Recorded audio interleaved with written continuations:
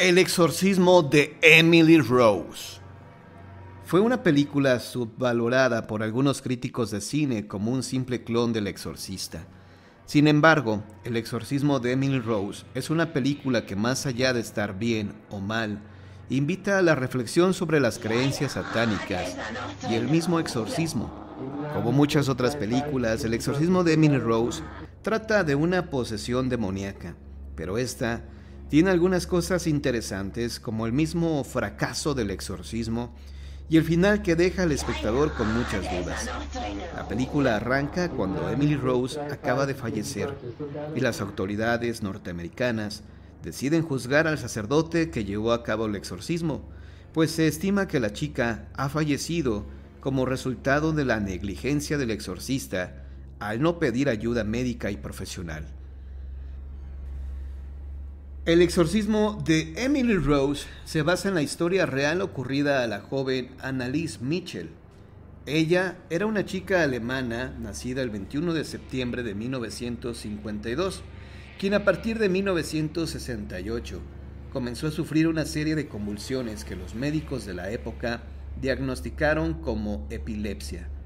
Tiempo después, Anneliese empezó a ver rostros diabólicos mientras oraba y a escuchar unas inexplicables voces que le aseguraban que tarde o temprano terminaría hirviendo en el infierno. Tras un periodo de tratamiento médico, Anneliese concluyó que la ciencia no la podía ayudar y estaba poseída por el diablo. Así, junto a sus padres, buscó ayuda en la Iglesia Católica, que en un principio rechazó la petición, y se dedicó a observar su conducta a fin de precisar si de verdad era necesario un procedimiento tan drástico como el exorcismo. El trabajo de la Iglesia comprobó que durante los años 1974 y 1975 la conducta de Anneliese fue absolutamente extraña. En su casa insultaba, golpeaba e incluso mordía a los miembros de su familia. No comía alimentos normales, asegurando que los demonios se lo impedían. Dormía en el piso y no en la cama. Devoraba arañas, insectos y carbón, y bebía su propia orina.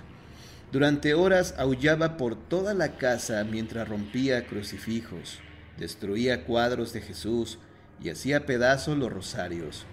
Ante estos episodios, en septiembre de 1975, el obispo de Würzburg, Joseph Stamp, asignó al padre Arnold Renz y al pastor Ernst Aert para el exorcismo.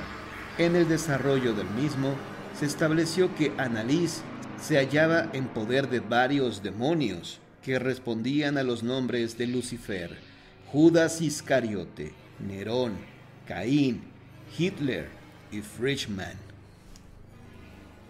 Desde septiembre de 1975 hasta julio de 1976, se efectuaron 1 o 2 sesiones semanales de exorcismos con los habituales eventos extraños que son afines a sucesos de posesión.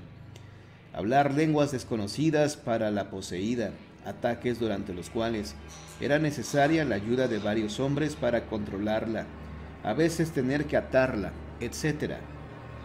En esta misma época, Anneliese rechazaba la comida. Por eso, el último día que se llevó a cabo el rito de exorcismo, que fue el 30 de junio de 1976, además de sufrir neumonía y fiebre, Anneliese estaba prácticamente en los huesos. Les ruego la absolución, fue la última frase que ella dirigió a los exorcistas. La madre de Anneliese informó el fallecimiento de su hija el 1 de julio de 1976. Un par de años después, la justicia alemana llevó a juicio a los padres como a los exorcistas, acusándolos de homicidio por negligencia. Los jurados se acogieron a la tesis de los psiquiatras de que Anneliese había muerto por desnutrición y por el descuido de padres y exorcistas que no consideraron que ella solo sufría de epilepsia, y esto había degenerado en psicosis. Los acusados fueron hallados culpables de homicidio involuntario y fueron sentenciados a 6 meses de cárcel con libertad condicional. Más tarde, la Conferencia Episcopal Alemana dictaminó también que Anneliese Michel no estuvo poseída, apreciación que hoy es objeto de controversia.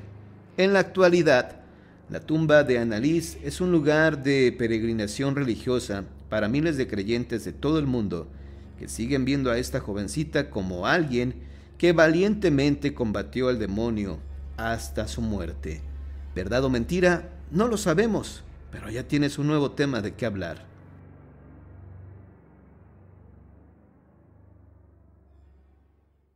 La verdadera historia del exorcista. El relato llamado El exorcista de la posesión demoníaca de una jovencita fue una novela muy popular de William Peter Blatty. Fue convertida en película aún más popular, la primera del ciclo moderno de horror. Una buena parte del atractivo del libro y de la película fue la declaración de que estaba basado en un caso real.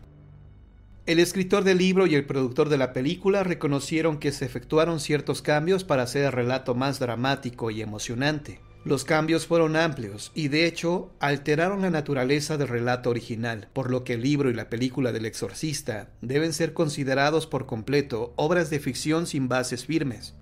En el libro y la película, el sujeto poseído era una niña, mientras que en el caso real era un niño. Aparte de esto, los hechos disponibles sobre el relato original son muy escasos. Se llevaron muy pocos registros exactos, y no todos los datos sobre el caso fueron publicados. Algunas de las personas involucradas en los sucesos ya fallecieron, y otras no quieren hablar más de ello. Esto es lo que sabemos. El caso comenzó a principios de 1949. El sujeto poseído era un niño de 14 años llamado Douglas Dean, que vivía con su familia en un suburbio de Washington, D.C.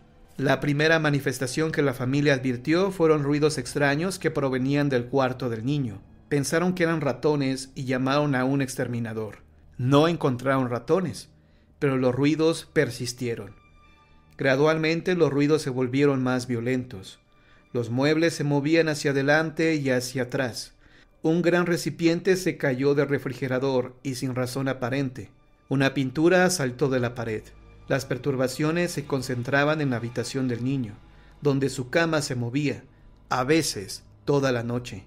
Los Dean primero no hicieron caso de las perturbaciones, pero como continuaron y empeoraron, se preocuparon y comenzaron a discutir la situación con los vecinos. Estos quisieron reírse de la historia, de lo que les estaba pasando, pero después de pasar una noche en la casa de los Dean, dejaron de reírse y se convencieron de que algo muy extraño estaba sucediendo. Entonces la familia llamó a un ministro de su iglesia, el reverendo Winston. El ministro admitió que era escéptico, pero estaba interesado en investigar más a fondo. Pasó toda la noche del 18 de febrero de 1949 con Douglas Dean. Después, el reverendo describió lo que pasó esa noche en una reunión de la Sociedad de Parapsicología en Washington, D.C. Dijo que primero la cama del niño comenzó a sacudirse. Luego se escucharon ruidos que parecían como un rasquido en la pared. El ministro encendió la luz, pero no pudo ver nada anormal. Entonces pidió al niño que se sentara en un sillón, pero tan pronto como lo hizo, la silla comenzó a moverse por la habitación con lentitud. Luego se movía hacia adelante y hacia atrás, y finalmente tiró a Douglas al piso. Después el ministro decidió que era mejor mantener al niño lejos de los muebles. Le dijo a Douglas que tomara su almohada y sus cobijas y durmiera en el suelo. Pero esto no resolvió nada. El niño y sus cobijas comenzaron a moverse por el cuarto. A la mañana siguiente, el escéptico ministro estaba convencido de que lo que presenció era algo extraordinario e inexplicable. El niño fue llevado al hospital de Georgetown para examinarlo física y mentalmente. Las pruebas no revelaron anormalidades físicas. Las visitas al psiquiatra no hicieron desaparecer las perturbaciones centradas en el niño de 14 años. La familia Dean finalmente decidió hacer una cura drástica. Llamaron a un sacerdote romano para que practicara el antiguo rito del exorcismo, para expulsar a los demonios que temían estaban controlando a su hijo. Estaban desesperados y usaron el exorcismo como su última esperanza.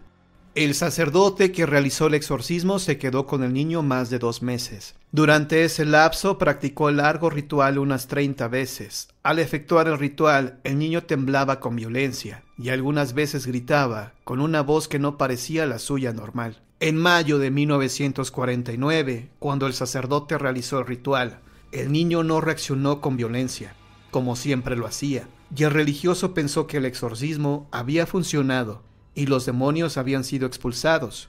Después de eso, la familia ya no tuvo problemas de camas que se movieran o ruidos extraños.